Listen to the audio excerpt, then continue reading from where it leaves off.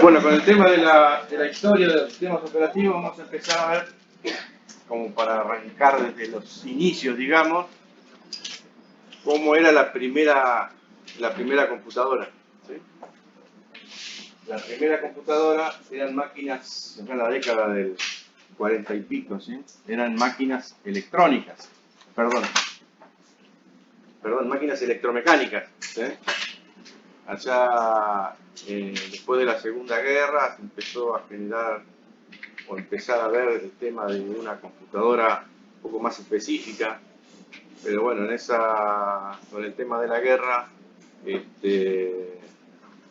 había necesidades de hacer ciertas cosas, por ejemplo, descifrar las claves nazis de la Segunda Guerra. Sí, se mejoraron muchas cosas con Entonces, se le encargó, uno de los precursores fue Alan Turing, ¿sí? Precursores de la ciencia de la computación. Él era un matemático y se dedicaba mucho a la criptografía, ¿sí? Entonces fue uno de los que trabajó en el tema de... Bueno, hay una película que se llama Enigma, ¿sí?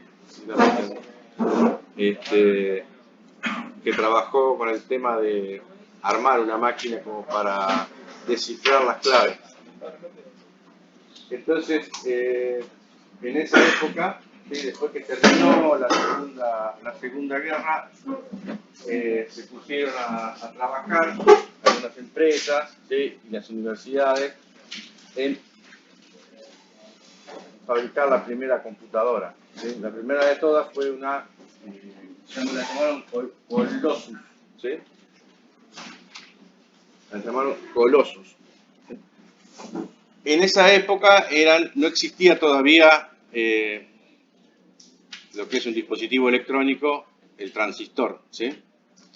Eran máquinas a válvula, ¿sí?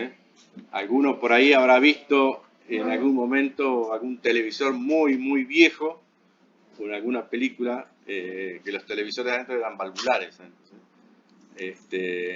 Las válvulas también es otro dispositivo, ¿sí? Que cumple algunas funciones o varias funciones. Esas funciones que cumplían en algún momento esas válvulas era poder tener memoria en una de esas computadoras. ¿Sí? Luego de la Colossus apareció en Estados Unidos otra computadora, ¿sí? Ya terminada, pasada la Segunda Guerra, la ENIAC, la llamamos, ¿sí? La segunda computadora. Pero como les dije, todas computadoras estaban construidas con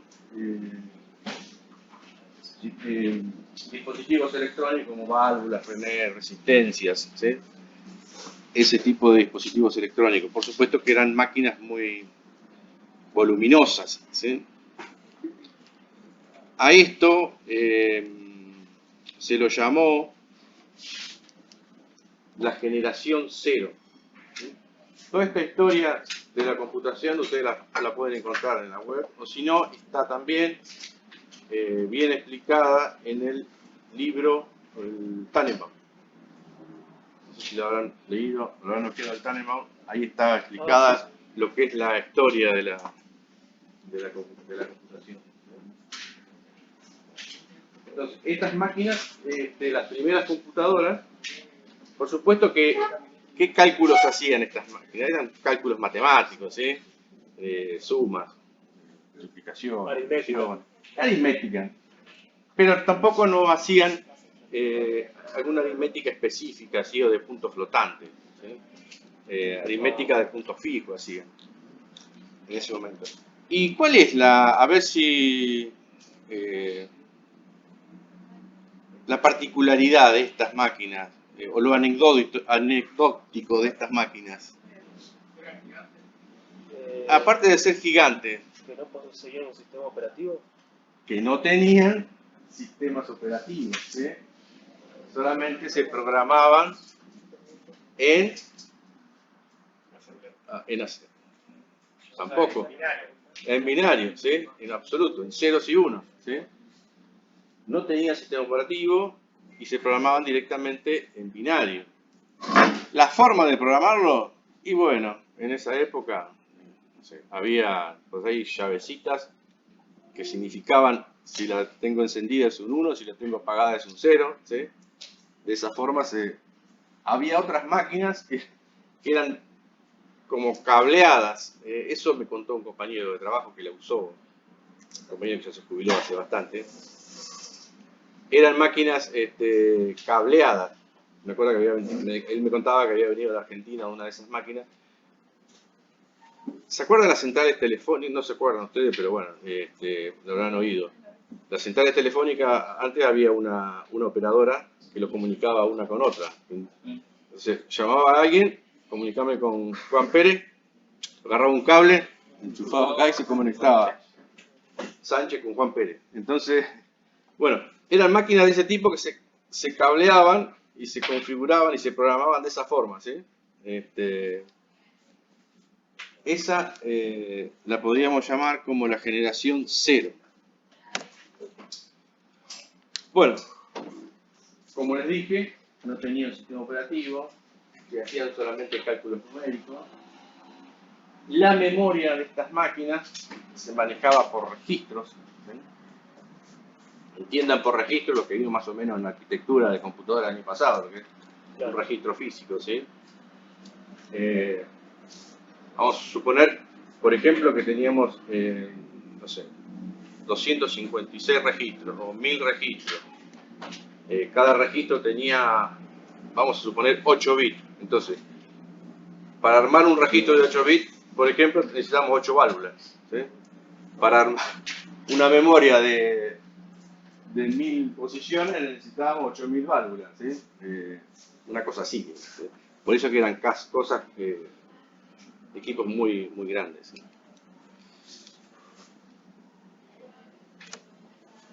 Bien, luego después, ya entrada la década del 50, hubo otros desarrollos más importantes.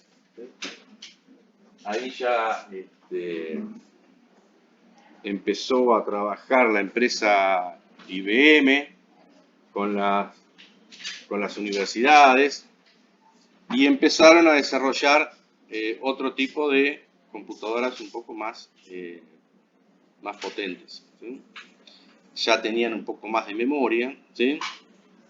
Y lo importante de esto es que ya no se programaban en absoluto, sino que apareció para esa unidad de procesamiento el lenguaje ensamblador. ¿Sí? Apareció el lenguaje ensamblador. Entonces ya ahí no se programaba en ceros y unos, sino que se programaba en lenguaje ensamblador. ¿Sí? Un lenguaje similar al que ustedes vieron en arquitectura. ¿Sí? Pasa que en arquitectura ustedes vieron un lenguaje ensamblador que era específico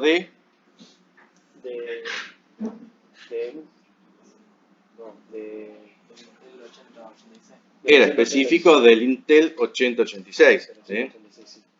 Bueno, en este caso era un lenguaje ensamblador de esa época y de esa unidad de procesamiento. ¿Sí?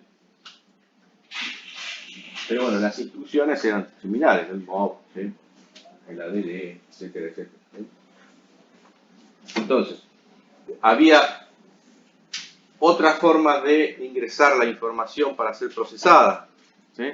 O cómo se escribían los programas, dónde se escribían los programas, donde yo tenía que hacer un cálculo numérico. ¿Sí? Bueno, esos programas se escribían, ¿sí? En tarjetas perforadas.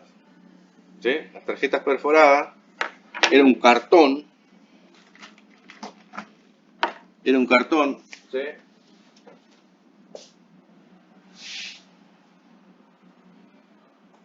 Que tenía todas marquitas, ¿sí? Estaba todo marcado, todo marcado. Entonces, había una máquina específica que uno se sentaba, ponía la tarjeta y escribía su programa, ¿sí? Lo escribía en lenguaje ensamblador, ¿sí? Entonces, la tarjeta, que uno lo escribía en lenguaje ensamblador, después la tarjeta, eso se transformaba en ceros y unos. Entonces, si había un agujerito en ese cartón, significaba que había un 1. Si no se agujereaba, era un 0. ¿Sí? Si estaba agujereado, era un 1, si estaba agujereado, era un 1, si estaba agujereado, era un 1, si estaba no agujereado, es un 0. ¿Sí? Y así en todo el cartoncito. ¿Sí? Por lo general eran de 80 columnas. ¿Sí? Cartón físico, sí, un cartón. Eso se usaba una sola vez. ¿Sí? Yo escribía mi programa, una vez que estaba escrito, luego pasaba a otro dispositivo que estaba ya en la sala de cómputos y había una lectora de esa tarjeta, ¿sí? De ese cartón. Cada programa, depende del tamaño del programa, era la cantidad de cartones que iba a usar. ¿Sí?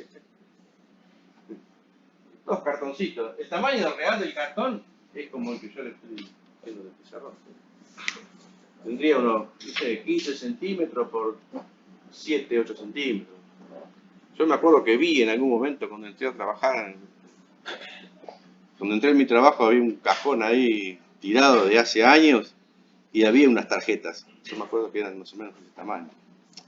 No las usé. ¿Sí? Pero estaban, las tarjetas eran más o menos así de ese tamaño. ¿Sí? Entonces escribían el programa o rutinas, ¿sí? Ya en tarjetas. Se llevaban esa tarjeta a una lectora, las leía y se ejecutaban. Había rutinas que eran rutinas fijas, ¿sí? Como controladores, ¿sí? O rutinas, por ejemplo, no sé, cálculo de un logaritmo, cálculo de una raíz cuadrada. Una rutina que ya, una vez que la escribían, ya está, la escribían una sola vez. Después lo que hacían que era llamarla a esa rutina para que ejecute esa rutina de cálculo. ¿Sí? Entonces, a este tipo de computadoras ya la llamábamos la generación 1, ¿sí? Donde tenemos, no se escribe más en absoluto, sino que el lenguaje ensamblador se escribe en los programas, por ejemplo, en tarjetas o conjunto de tarjetas, por supuesto que tiene que estar ordenada, así no se puede perder el orden. Si se mezclaban, sonábamos, ¿sí? Si no las teníamos bien numeradas o marcadas, chao, había que escribir de nuevo el programa. Esas tarjetas se leían, ¿sí? Había una máquina que eran unos alambrecitos que si el alambrecito pasaba y hacía contacto, es como que había energía en un 1, si no era un 0. ¿Sí? Entonces, y se ejecutaba ese programa. ¿Sí? Pero bueno, todavía seguimos con que no había sistema operativo. No había sistema operativo. ¿Sí? No había sistema operativo. A medida que esto fue avanzando, ¿qué pasó? Estas máquinas tenían un poco más de memoria. Ya tendrían 4K de memoria, 8K de memoria. Ya era una barbaridad, 8K de memoria. Entonces, se pusieron a pensar, la rutina de la impresora, el driver de la impresora, o la rutina de que calcula la raíz cuadrada, el logaritmo o lo que sea, ¿sí? ¿La usan todos? ¿La impresora la usan todos? Y sí, la impresora la usaban todos, porque en esa época no había otra cosa, no había pantalla, ¿sí? Claro. Había una consola, pero era una consola con botones, ¿sí? Que se ejecutaba el programa, se leían las tarjetas y así sucesivamente. Entonces, el que escribía el programa, ¿cómo sabía si estaba bien escrito, no estaba bien escrito? Si había algún error de compilación. Bueno, se ejecutaba y ¿de dónde salía el resultado? ¿Por impresora? Por impresora en un papel. Claro. ¿Sí? Entonces, la impresora era algo que lo usaban todos. Y bueno, si lo usaban todos, ¿qué podemos hacer con ese controlador? Y lo tenemos cargado en memoria. ¿Para qué lo vamos a estar cargando cada vez que lo vamos a usar? Entonces, si ya teníamos suficiente espacio en memoria, lo dejábamos cargado. el controlador de la impresora, la unidad de cinta magnética, ¿sí? Si ya había unidades de cinta, la unidad de cinta también, la controladora, el driver o controlador ya lo cargábamos en memoria. O sea, la rutina de la raíz cuadrada lo usaban todos y la mayoría lo usa. Bueno, listo, la dejamos cargada en memoria.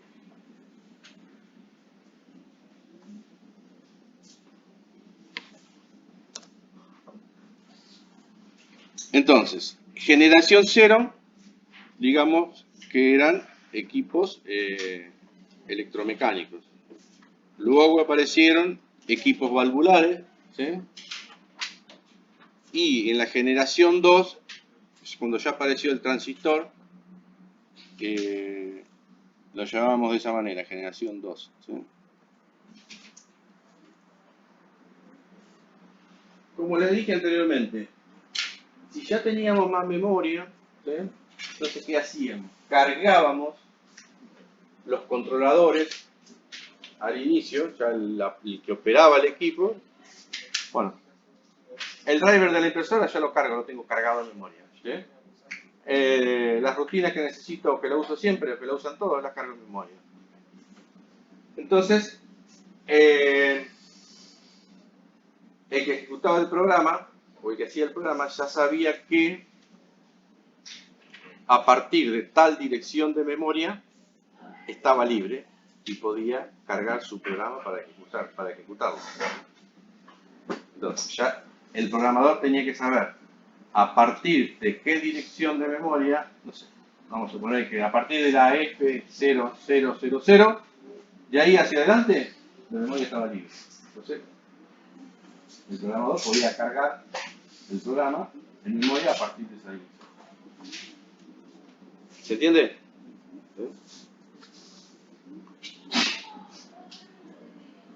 ¿Qué pasa si cambiamos la impresora? O el dueño o el fabricante de la impresora dice, bueno, saqué un driver nuevo que funciona mejor. Ese driver hay que cargarlo de nuevo. ¿Qué podría llegar a pasar? Tengo cargado los controladores, ¿sí? Pero justo el controlador de la impresora estaba cargado acá.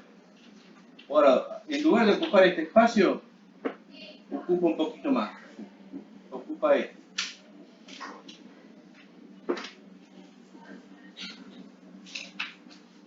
¿Qué pasa con el programa que iba a ejecutar el usuario? Y lo tiene que direccionar a partir de otra dirección de memoria, no de la anterior que tenía. Entonces lo tiene que escribir de nuevo. ¿Qué pasa si yo, bueno, no sé, una empresa o una universidad le quería dar el programa o la rutina o lo que sea a otra universidad o una empresa? ¿Qué le tenía que dar? Todo el programa fuente le tenía que dar, ¿sí? Sí. No le podía dar. ¿Por qué? ¿Por qué le tenía que dar todo el programa fuente? Porque si lo iba a correr en otra máquina, la dirección de inicio de la memoria libre podría ser otra. ¿Sí? Entonces tenía que darle el programa fuente. ¿Sí? Bueno, después vamos a ver, pero esto generó que no había comercialización del software en esa época. ¿Sí? Bueno, acá tenemos el dibujito donde yo les decía, ¿sí? La rutina inicial, los controladores, rutina 1, rutina 2, etcétera, etcétera.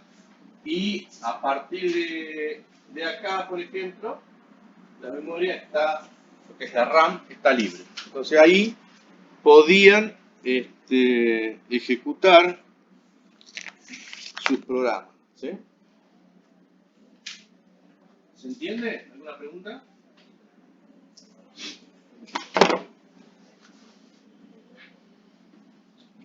Es decir, cuando el programa ocupaba más espacio en memoria, cambiaba la dirección y había que escribir el programa. Y lo que es importante es la dirección inicial, claro. donde esta memoria está libre. Claro. ¿Sí? Es la dirección inicial. Después lo que ocupa, si el programa es muy grande y no entra en memoria, ya es otro problema, ¿eh? Como que te quedaste sin memoria. Pero el tema es saber cuál es la dirección inicial para cargar el programa. Claro. porque el resto está cargado con controladores que ya se cargan de antemano. ¿Por qué? Porque son rutinas que las usan todos. ¿Para qué las vamos a estar cargando constantemente cada vez que ejecutamos un programa? ¿Sí? Bien, a esto se lo llamó monitores. ¿Sí? Entonces, un monitor lo que sería es un sistema operativo básico, muy básico. ¿Sí? Ahora, ¿quiénes escribían esos monitores? Bueno, la misma, o quién generaba todo eso. Y pueden ser la misma empresa que vendía el equipo, o pueden ser los administradores del equipo, ¿sí? En esa época los equipos siempre estaban administrados por uno, dos o tres personas, depende del tamaño de la envergadura del equipo, ¿no? Lo que lo llamaban es programadores de sistemas o system programmers, ¿sí? Era una persona que administraba todo el sistema operativo, el espacio de memoria, el espacio en disco, cargaba los controladores o escribía esas rutinas, ¿sí? De los controladores.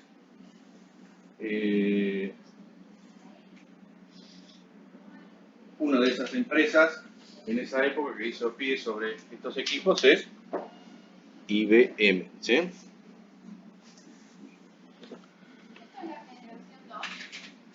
Esto estamos todavía en la generación 2, ¿sí?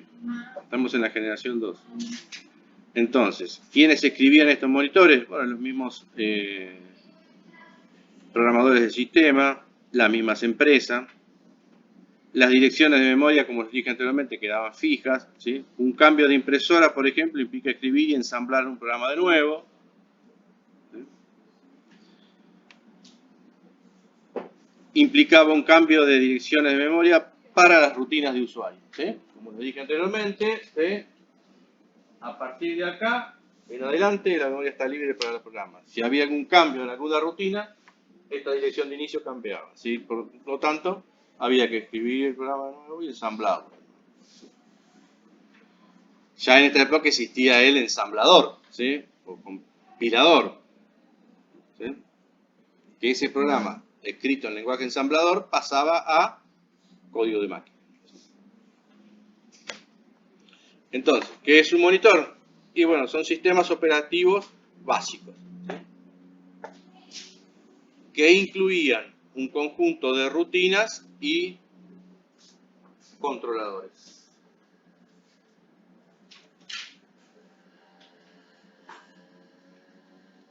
Entonces, acá estamos casi en los inicios ya de lo que serían los sistemas operativos, ¿sí? En esa época se llamaban monitores. ¿Alguna pregunta?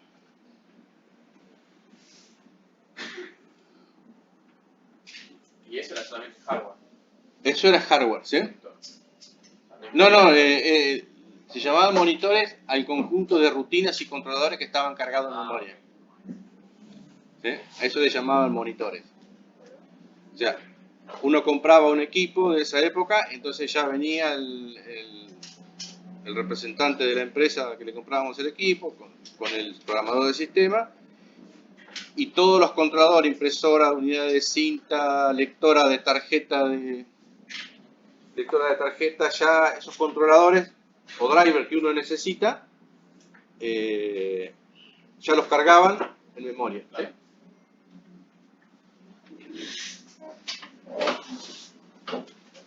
Bueno, a eso le llamaban un sistema operativo básico, ¿sí? Monitores.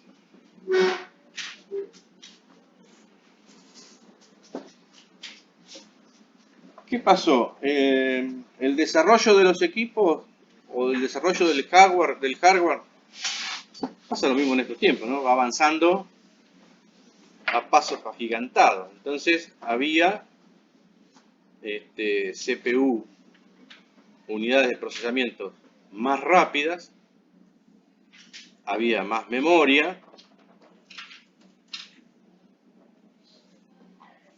pero el resto del hardware, como las unidades de cinta, pueden ir muy rápido, muy rápido unidades de cinta, y no, porque eso lo determina, es mecánico, lo determina el mecanismo que tiene, no puede ir demasiado rápido, ¿sí? Las impresoras pueden ir a una velocidad de la CPU, imposible, ¿sí? Tienen sus tiempos, ¿sí? Entonces, esos dispositivos, las lectoras de tarjeta, tienen su tiempo, ¿sí? De lectura. Mucho no se puede avanzar en eso. Pero ¿qué pasa? Las unidades de procesamiento eran cada vez más rápidas, hasta habían llegado en algún momento, no sé, a 1.000.000 de ciclos por segundo, ¿sí? O 250.000 por segundo, depende, ¿sí? Depende del equipo. Entonces eso iba avanzando.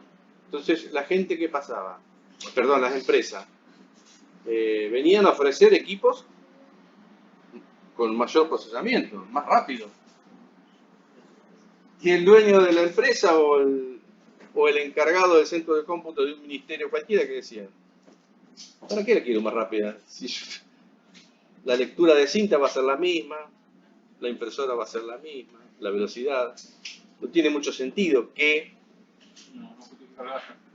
justificar un gasto porque es más rápida la CPU. La velocidad me la determina la impresora. Y aparte en esa época no tenía otra cosa. Yo ejecutaba un programa y ¿dónde lo veía el resultado? En la impresora. Quería hacer una liquidación básica. El resultado de esa liquidación me aparecía en papel. ¿Sí? Entonces, dicho esto, ¿qué pasó con las empresas? Y bueno, se tuvieron que poner a pensar qué hacían con todo esto, ¿sí? Entonces nace una nueva generación, ¿sí? Se pusieron a trabajar intensivamente en esto y en la época, en la década del 60,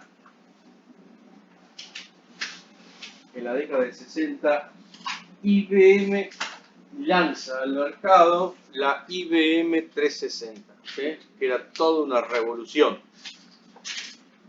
Y esa máquina ya tenía sistema operativo, ¿sí? Ya hacían otro tipo de cálculos, ¿sí? Cálculos con puntos fijos, con comas flotantes, ¿sí? Era toda una novedad, ¿sí?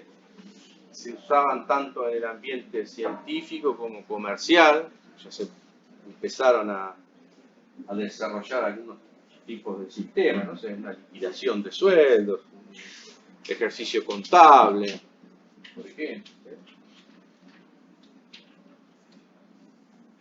Y el concepto fundamental que revolucionó el mundo de la computación es lo que llamamos multiprocesamiento, ¿sí?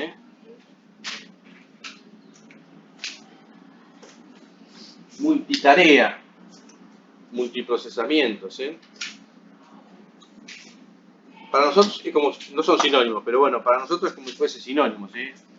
Varias tareas ejecutándose o varios procesos ejecutándose. Para nosotros es como si fuese un sinónimo, pero bueno, en definitiva no lo son, ¿sí? Pero bueno, acá en sistemas operativos tomémoslos así. Bueno, como dice ahí, multiprogramación o multitarea, ¿sí?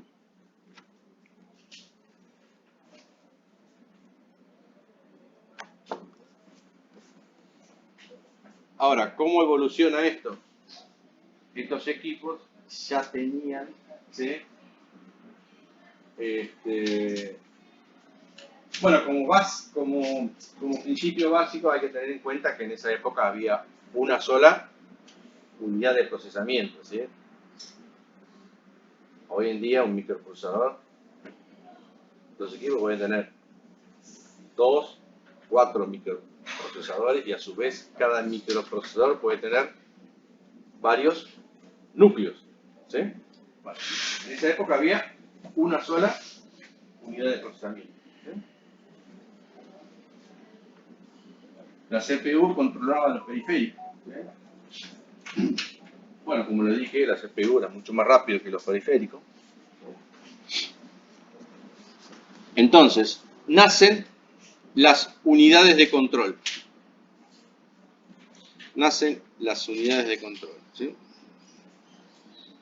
Lo que llamamos controladores. Entonces, ya esas unidades de control ya tenían su hardware específico y podían ejecutar instrucciones, ¿sí?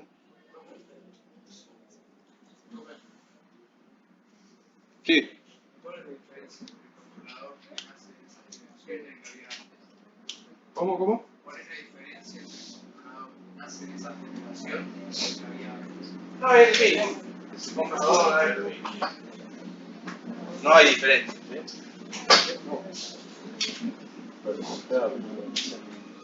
Controladores o drivers que manejan el dispositivo. Pero nació algo especial que lo llamábamos también controladoras, ¿sí? O controlador inteligente a un canal, ¿sí? Que comunicaba la CPU con los distintos dispositivos.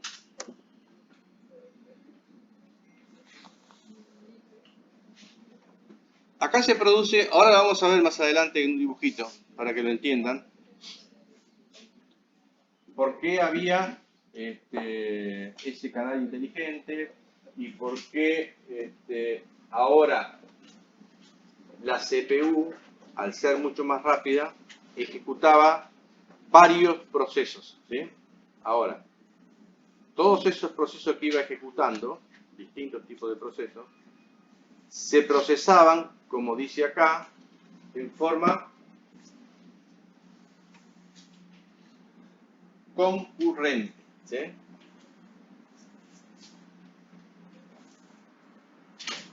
Ustedes cuando tenían, no sé si alguno ha trabajado sobre una PC que tenía un solo procesador,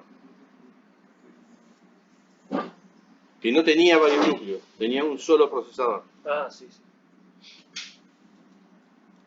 Ustedes cuando trabajaban en la máquina, ¿qué les parecía? Que estaban ejecutando, no sé, abrían algo de internet, un Word.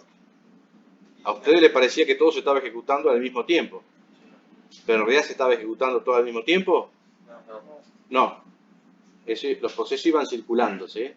Entonces, ese concepto se llama concurrencia. ¿Sí? O sea, los procesos se ejecutan en forma concurrente, no en forma simultánea. Para correr procesos. No de forma paralela, digamos. ¿Cómo? No de forma paralela. No en forma paralela. Para correr procesos en forma simultánea o paralela, necesitamos tener más de una CPU. ¿Se entiende? ¿Alguna pregunta?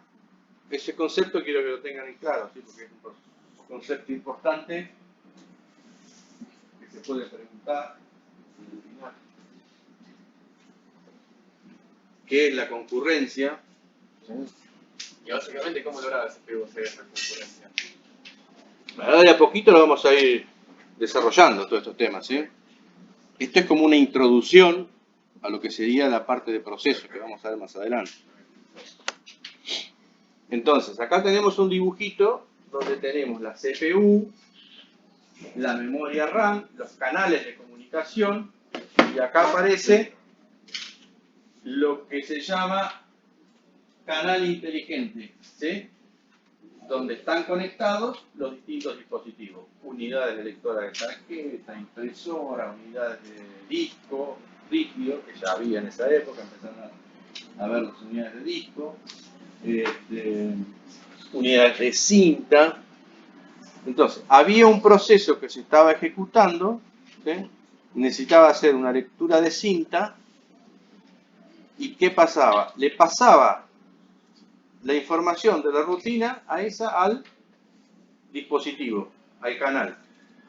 El canal inteligente le identificaba a dónde tenía que ir y bueno, si era una lectura de cinta, le pasaba todo ese proceso a la unidad de cinta. ¿Y qué pasaba con la unidad central del proceso? Se estaba ejecutando algo, necesitaba leer de la cinta, le pasaba la pelota a la cinta. ¿Y esto quedaba? Vacío. Quedaba libre. Claro. Entonces, ¿qué pasaba? Llegaba Podría entrar otro proceso. ¿Sí? Como esta, mucho más rápido que lo que procesa una unidad de cinta o una unidad de disco, entraba otro proceso. ¿Sí? ¿Se entiende? En otras palabras, la CPU lo que hacía era pasarle los procesos por ejemplo, a los videos. Al canal inteligente y lo identificaba el dispositivo que tenía que usar, si era el disco. ¿Sí? Entonces se seguía procesando ahí, en las unidades de... porque ya tenían controladoras y podían ejecutar instrucciones. Claro.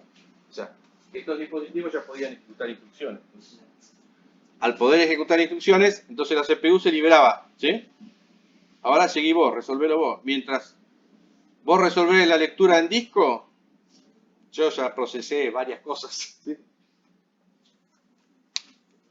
¿Se entiende?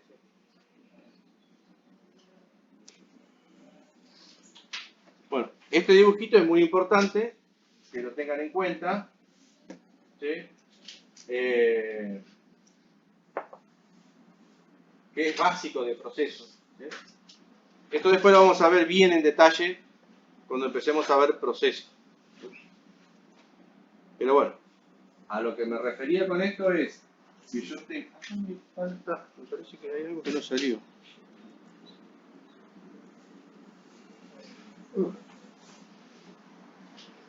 Sí, no salió en el dibujo, pero bueno. Escribilo con fibrón. No importa. Acá había una cola de procesos, ¿sí? Y acá vamos a suponer que está el canal inteligente con colas de los distintos dispositivos, ¿sí? La unidad de cinta, disco, impresora. Después no se hagan problema porque esto en detalle lo vamos a ver más adelante. Pero bueno, entonces, entraba un proceso de ejecución, ¿sí?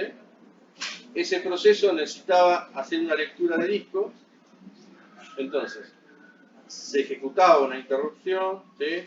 Se llamaba una rutina, pasaba a otro estado de espera, en realidad estaba trabajando el dispositivo al cual necesitaba, ya sea disco, impresora, etc.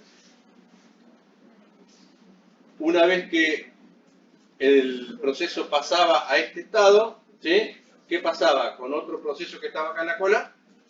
Entraba a ejecución. ¿Sí?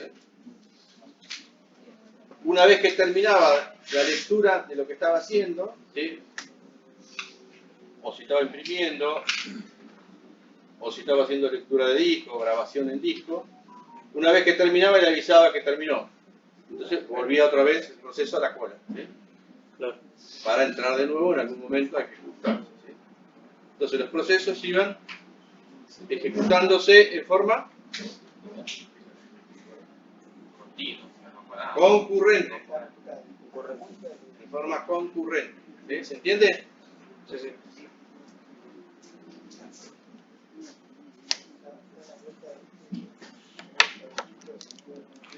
Entonces, este diagrama de 5 estados, ¿sí? Después lo vamos a estudiar bien cuando veamos la parte de procesos. ¿Sí? En realidad nosotros nos basamos principalmente, como para que entiendan cómo se ejecutan los procesos, ¿sí? Y qué pasa, qué proceso entra primero, ¿sí? Estas flechitas qué significan, qué pasa acá cuando se crea un proceso, ¿sí? Todo ese tipo de planificación lo vamos a ver cuando veamos procesos. Esto solamente para que entiendan que hay una cola de procesos, hay una sola unidad de procesamiento y los procesos se van ejecutando en forma concurrente. Entonces, los vendedores de hardware ahora sí podrían decir: te vendo una CPU, un equipo mucho más rápido, ¿sí? ¿Por qué? Porque ahora varios procesos se están ejecutando en forma concurrente. aparece el concepto de multiprocesamiento, multitarea. ¿Sí?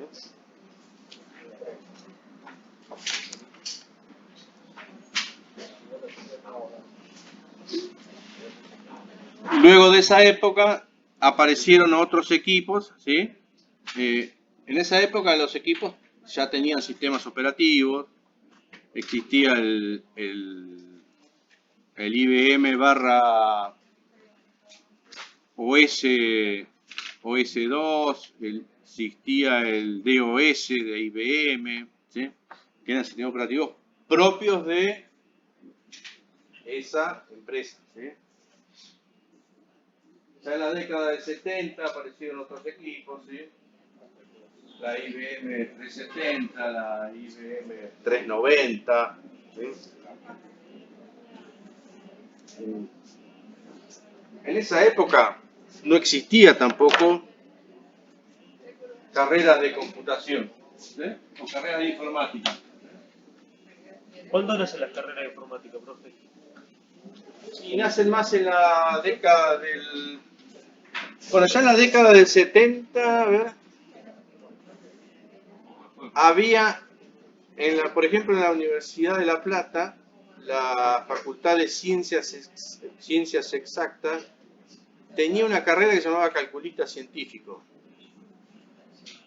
Que en realidad era una carrera más matemática que otra cosa, pero le fueron incorporando materias de computación. Y también, sí. Pero por un lado, esa carrera había muchas materias de computación, ¿sí? Entonces la gente que quería trabajar en los centros de cómputo, que le gustaba la computación, iba a estudiar esa carrera por lo general, ¿sí?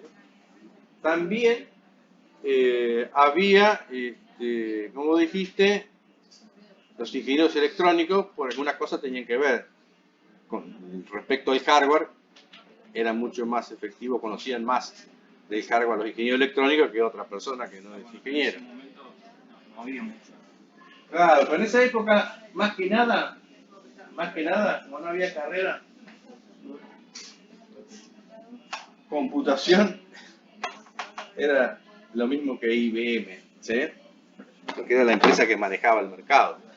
No era la única, había otras empresas, pero En otras palabras, no había carreras porque no había carrera de estudios inventadas. Claro, porque toda la computación ya la tenía monopolizada IBM. Sí, existían los cursos. Aquel que hacía cursos de IBM ya era Gardel y Lepera. Con todas las... Sí. Pero yo trabajando con ellos. Los centros de cómputos tenían mucho poder en esa época, ¿sí? Vamos a suponer, una empresa, un ministerio. El centro de cómputo era la élite, ¿sí? Hoy también lo tienen, pero solo que no está tan sectorizado como estaban. Y no está tanto, pero sí, tienen sus beneficios, ¿sí? Tienen sus beneficios. Pero en esa época más, ganaban mucho más dinero la gente que trabajaba en los centros de cómputo, que había hecho cursos de IBM o de la empresa que fuese, ¿sí? Porque en ese momento había un equipo que se llamaba Mainframe, ¿sí? Que eran equipos grandes, ¿sí? Como yo les mostré, ¿se acuerdan? En la clase pasada, esa sala donde estaban las CPU por un lado, los discos por el otro, unidades de cinta, lectoras, bueno, había que manejar todo eso, ¿sí? Entonces, la gente de contable, de finanzas, de personal o lo que sea, tenían que ir a gerente del centro de cómputo y decirle: necesito hacer una liquidación. Bueno, sí, tenemos que empezar a desarrollar un sistema. Entonces la gente, mira, y yo calculo que mientras hacen análisis, el diseño del sistema, y por ahí dentro de un año, por ahí tenés el sistema funcionando. Muchas veces presionaban también. Y mira, yo no te puedo hacer el sistema porque en realidad la computadora que tenemos es un poco lenta, un poco vieja. Si es posible, a ver si podemos cambiarla y un equipo más nuevo. Lo hacen hoy en día. Ya también lo hacen. Sí. Te dicen, no, pero yo el sistema lo necesito para un mes. Bueno, yo lo tengo en un mes, te cobro el doble. Claro, también. En esa época tenían bastante poder. ¿Sí? Es más, ya en la década del 80, sí, en la década del 80 ya empezaron a presionar los sindicatos y más que nada, yo estoy hablando acá de La Plata, ¿no? Más que nada lo que es el Ministerio de Economía, en esa época no existía el ARBA, ¿sí? Rentas. Ellos tenían mucho poder, manejan todos los impuestos de la provincia. Entonces, ellos presionaron bastante en esa época para conseguir ¿qué? Bonificaciones especiales para los empleados de los centros de cómputo. ¿Sí? Entonces, si vos trabajabas en el centro de cómputo, tenía una bonificación especial sobre el sueldo básico de tanto dinero. ¿Sí? Y como lo consiguió el Ministerio de Economía o Rentas en ese momento, a partir de ahí el resto de los ministerios, de los centros de cómputo se enganchaban. Y ahí salimos beneficiados nosotros.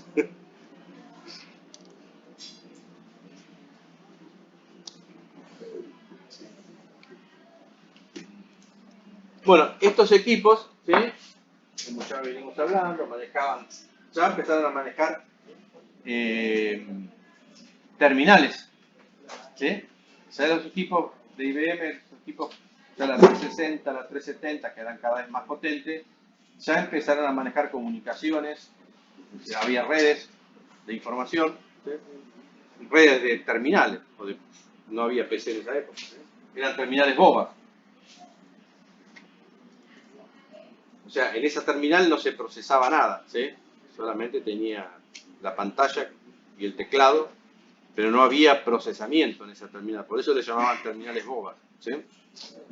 Todo el procesamiento se hacía en la unidad central de procesamiento.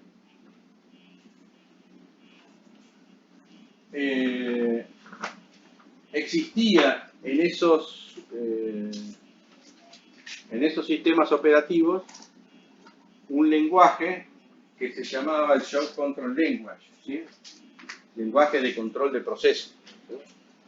Que era un lenguaje específico de esos equipos en esa época, ¿sí? Entonces yo ahí programaba todo lo que tenía que hacer, ¿sí? Le decía, bueno, yo tengo que ejecutar, por ejemplo, yo ya tenía el programa, ¿no? Yo tengo que ejecutar este programa, tengo que usar este archivo o varios archivos, tengo que usar la unidad de cinta, tengo que usar la impresora. Entonces, en ese lenguaje de control de proceso yo le iba indicando todo lo que tenía que hacer el proceso, ¿sí? Una vez que tenía todo programado, se lo pasaba al operador, el operador lo ejecutaba y el resultado lo tenía siempre al final, ¿sí? O sea, yo no interactuaba con la máquina, ¿sí? Sino que el resultado de todo eso que armé, de ese Show Control Language, lo tenía una vez que se terminaba todo ese proceso. Bueno, ese tipo de procesamiento tiene un nombre, se llama procesamiento batch. Batch. Acá está escrito. ¿En qué? Disculpame, ¿en qué se basaba el procesamiento batch? En esos equipos existía un lenguaje que se llama Show Control Language, el lenguaje de control de proceso, donde yo armaba todo lo que tenía que ejecutar. Vamos a suponer que yo tenía un sistema, tenía que liquidar sueldo. Entonces, había novedades de sueldo, ¿sí? Archivos con las novedades, archivos maestros donde estaba el personal, esos maestros estaban en cinta o estaban en disco, no importa, donde estuviese, pero ¿qué pasa? En ese lenguaje yo tenía que especificar todo.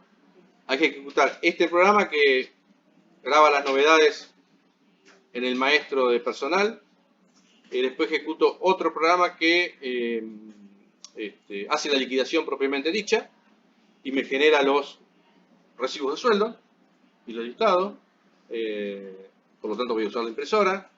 Entonces, todo eso se especificaba en el Show Control Language. Show control. Todo lo que tenía que hacer, el proceso. ¿Cómo se escribe? Show control. Show. Show Control Lenguaje. Lenguaje de control de proceso. Ah, ahí está. Todo lo que tenía que hacer, todo ese sistema de liquidación de sueldo, ya lo tenía escrito en el Show Control Language. Todo lo que usaba, ¿sí? Entonces, el operador lo ejecutaba, lo hacía correr, y todo el resultado de lo que yo quería, que era la liquidación de sueldo, ¿dónde lo tenía? Una vez que terminaba todo el proceso. Claro. Ese tipo de procesamiento se llama procesamiento batch.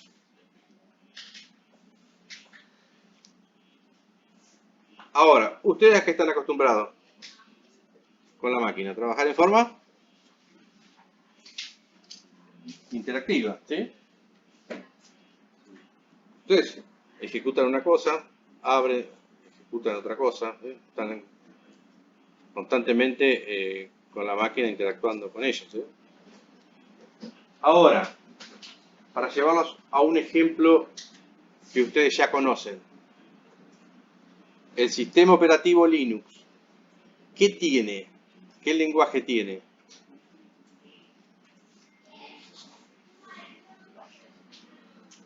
El lenguaje de scripting, ¿sí? Ustedes ya están haciendo programación de scripting, ¿no? Sí, comenzaron a Ya comenzaron a hacer algo. Bueno, la programación en scripting es como si estuviésemos trabajando en un tipo de procesamiento batch. Porque ustedes ahí, ¿qué hacen en el lenguaje de scripting? Van a empezar a escribir sentencias o ver lo que tienen que hacer, leer un archivo, lo que sea, ¿sí? Claro, tenemos que especificar más cosas. No. Tienen que especificar todo lo que quieren hacer, ¿sí? Claro. No sé, quiero copiar los archivos de contable a una carpeta de... Los archivos de finanzas los quiero copiar a otro lugar. Tengo que hacer varias cosas, ¿sí? Y al final hago un backup y después lo grabo en cinta, ¿sí? O lo grabo en otro disco o en otro servidor. Entonces, todo eso que ustedes escriben en el lenguaje de scripting es un tipo de procesamiento batch, porque ustedes escriben todo lo que quieren hacer, lo ejecutan y ya está, se olvidaron, ¿sí? El resultado lo tienen cuando terminó la ejecución del scripting. Claro. ¿Sí? Entonces, ese tipo de procesamiento se llama procesamiento batch. ¿Se entendió? Como para llevarlo a un ejemplo de hoy en día, ¿sí? En realidad, en los centros de cómputo, la mayoría o el 60% de los procesos son batch. Así se liquidan los sueldos, se liquidan los impuestos y los impuestos. Todo procesamiento batch, ¿sí? Ya está preparado todo en el lenguaje que sea, ¿sí? Luego se ejecuta, ¿sí? No tiene nada que ver que sea un equipo Mainframe, que sea IBM, ¿sí? O sea, en los motores de base de datos se corren muchos procesos, ¿sí? Procesos batches. Se hace en un lenguaje específico, se programa distintas cosas que tengo que hacer y luego se corren en algún momento, ¿sí? O las corro yo o las programo para que se corra a tal hora, ¿sí? Entonces, todo ese tipo de procesamiento es procesamiento batch, ¿sí? Los backups, por ejemplo. Yo programo todos los backups de todas las bases de datos que quiero hacer. Bueno, tengo que armar un scripting, ¿sí? En el lenguaje del motor de base de datos que sea, preparo todo, hago todo escribo todo escribo todo las copias que quiero hacer de los motores, perdón, de los motores no, de las bases, la programo en un lenguaje y luego le digo que lo corra a tal hora, ¿sí? No lo puedo correr en el momento. Pero ¿qué pasa? Yo el resultado lo voy a obtener ¿cuándo? Cuando termine la ejecución de ese scripting, ¿sí? O sea, el lenguaje de scripting no existe solamente en Linux. El lenguaje de scripting existe también en Microsoft, Ah, claro, Windows. en Windows, ¿sí? El lenguaje de scripting también existe en los motores, de datos. No solamente es propio de Linux, ¿sí? Yo puedo también escribir en lenguaje de scripting algo que quiero hacer en Microsoft Windows, ¿sí? Bien. Hoy en día existe, por ejemplo, equipos mainframe más modernos, ¿sí? IBM los tiene. Si ustedes los buscan, los van a encontrar en la web de IBM. La línea IBM tiene la línea que se llama Z-Server, ¿sí? Que es todo un equipo importante. Creo que lo vimos en la clase anterior. Sí, sí. Habíamos visto un... Bueno, Bueno, esos eran un mainframe moderno, ¿sí? Un poco más moderno. Existen... Ya no existen más las unidades de cinta, lectoras, de disquete, nada. Bueno, ya hasta la década, más o menos, hasta los 90, cerca del 2000, existían los mainframes importantes, grandes, ¿sí? Ocupaban toda una sala, ¿sí? Y había lectoras de unidades de cinta, lectoras de disquete, todavía existía. Después ya del 2000 en adelante ya no existieron más. Ahora, las unidades de cinta siguen existiendo. Eso sí sigue existiendo porque los backups, por ejemplo, lo que uno resguarda en forma mensual por 10 años, 15 años, depende, por lo general uno lo guarda en cinta. ¿Sí? Después vaya a leer esa cinta dentro de 5 o 6 años a ver si funciona, pero bueno, a veces funciona, a veces no.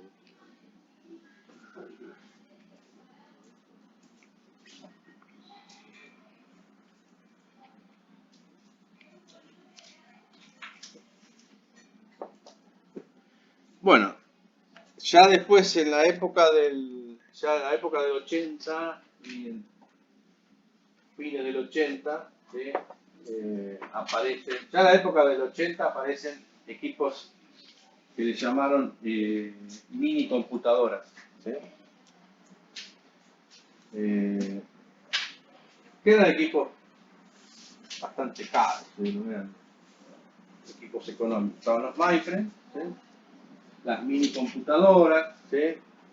Que ya algunas, ahí ya apareció el sistema operativo Unix, ¿sí?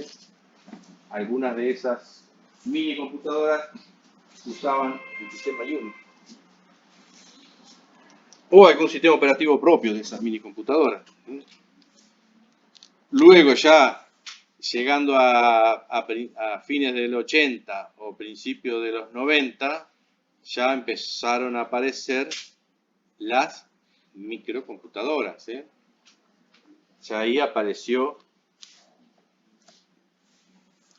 quién, y apareció Intel, ¿sí?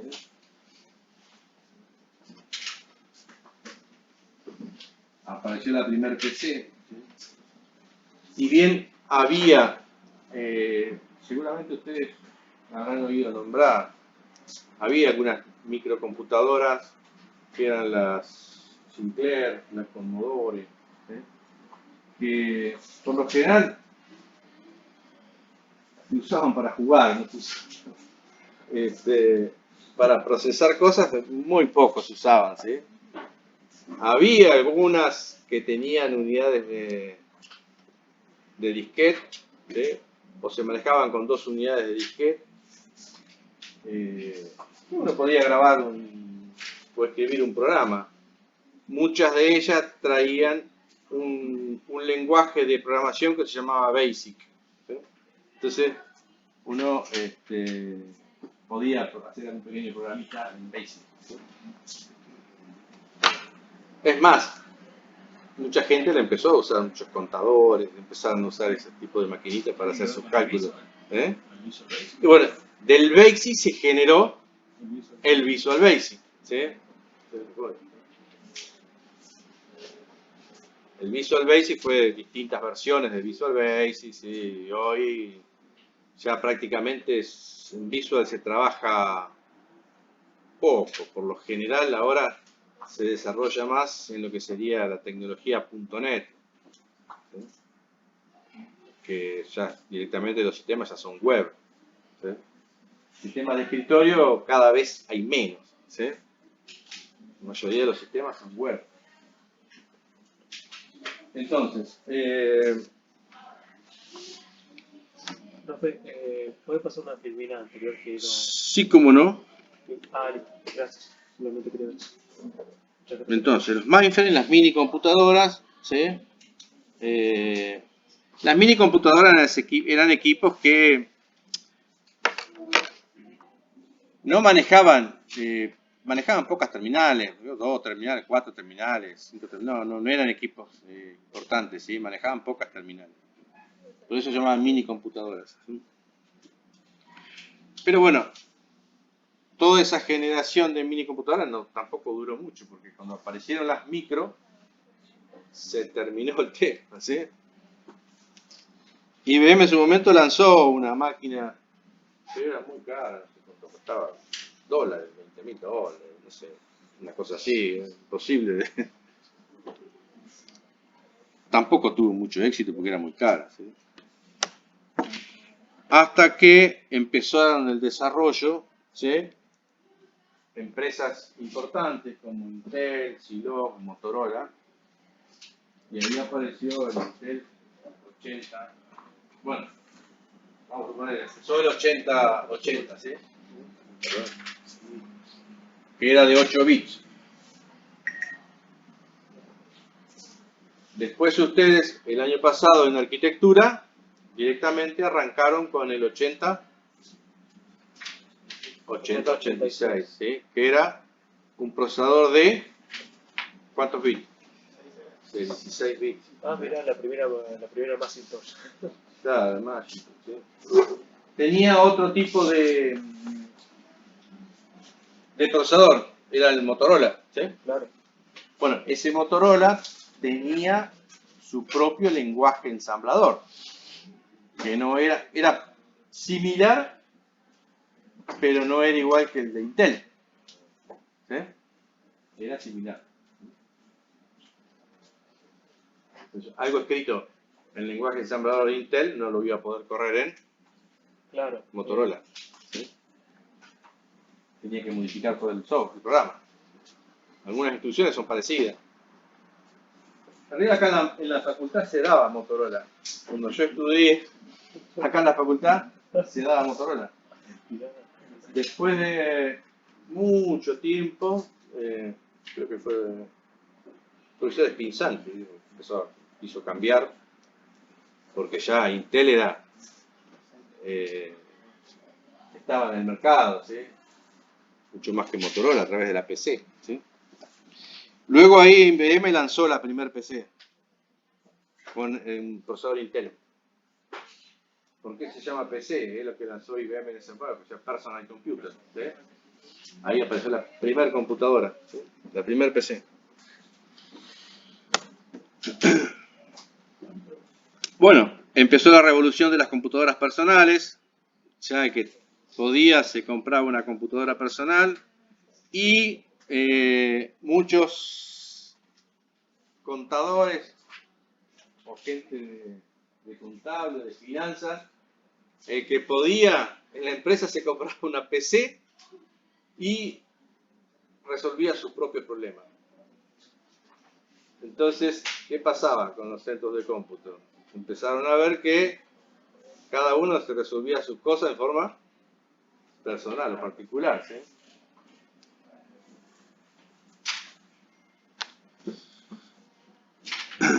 Apareció la PC de escritorio, ¿sí? Bueno, como les dije, los contadores empezaron con su uso en forma masiva. Entonces IBM detectó y sacó la primer PC, ¿sí? La PC IBM 5100, ¿sí? En esa época era muy costosa, ¿sí? Como les dije anteriormente, no tuvo mucho éxito en el mercado, ¿sí? Porque luego apareció, bueno, lo que conocemos todos, la PC, ¿sí? Con Intel.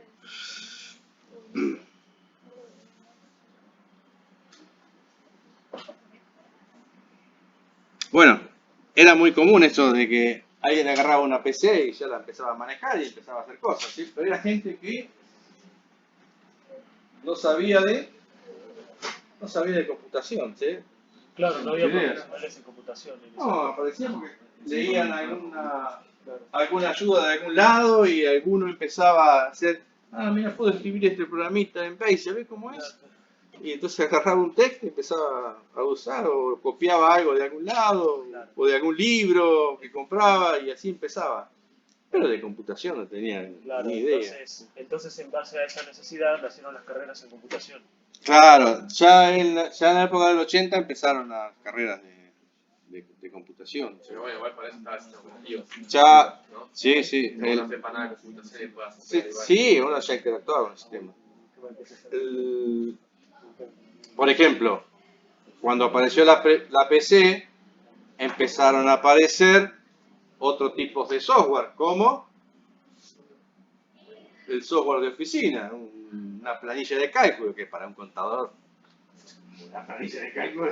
Un Excel. Oh, había otro, sí, estaba el WordPerfect, el Word, estaba el Excel, había otro antes del Excel, no me acuerdo el nombre ahora. Sí, sí, lo usaba. El QPro. El QPro era un programita también, una planilla de cálculo, ¿sí? Se usaba mucho en las PC. Entonces, todas esas planillas de cálculo le resolvió la vida a mucha gente, ¿sí? Principalmente a los contadores, ¿sí? Es más, muchos contadores se dedicaron a la computación después más adelante, ¿sí? Empezaron a avanzar, a desarrollarse, a hacer cursos, ese tipo de cosas.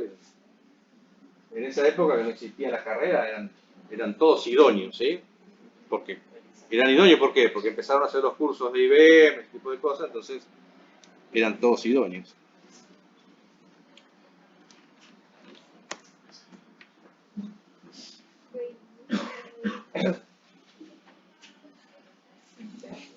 Tenemos hasta las 10, ¿no? Hasta las 9:30.